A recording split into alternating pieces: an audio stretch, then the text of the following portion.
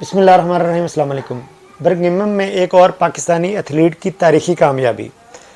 Common wealth games میں پاکستان کے ارشد ندیم نے جویلین تھرو یعنی نیزہ بازی میں گولڈ میڈل جیت لیا۔ ہمت اور استقلال کی مثال قائم کرتے ہوئے زخمی کونی کے باوجود فرزند پاکستان نے تاریخ رقم کر دی۔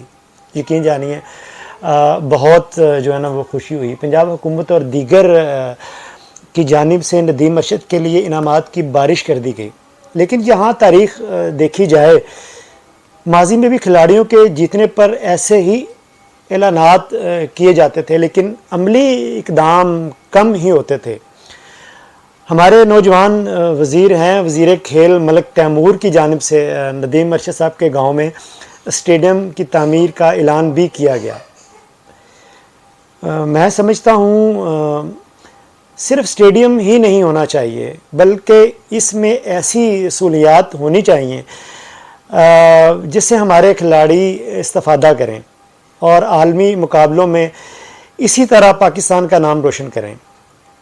ملک کا نام روشن کرنے والے کھلاڑیوں کو قومی اداروں میں نوکریاں ملنی چاہیے، اچھی جو ہے نا وہ نوکری ہونی چاہیے، تاکہ دوسرے نوجوان بھی جو ہے نا وہ کھیلوں کی طرف راغب ہوں۔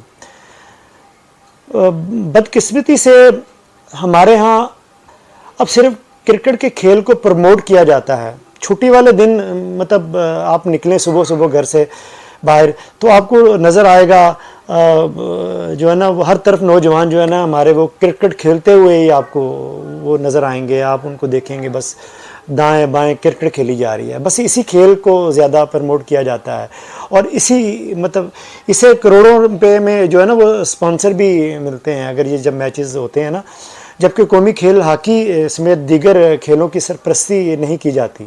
یہ ہونی چاہیے، جس کی وجہ سے ہم عالمی مقابلوں میں ان کھیلوں میں بہت جو ہے نا وہ پیچھے ہیں۔ خیر، ہم سب پاکستانی سلام پیش کرتے ہیں ارشد ندیم صاحب کو، جنہوں نے گولڈ میڈل جیتا اور اس پاکستان کا نام روشن کیا۔ آپ سب کا بہت شکریہ۔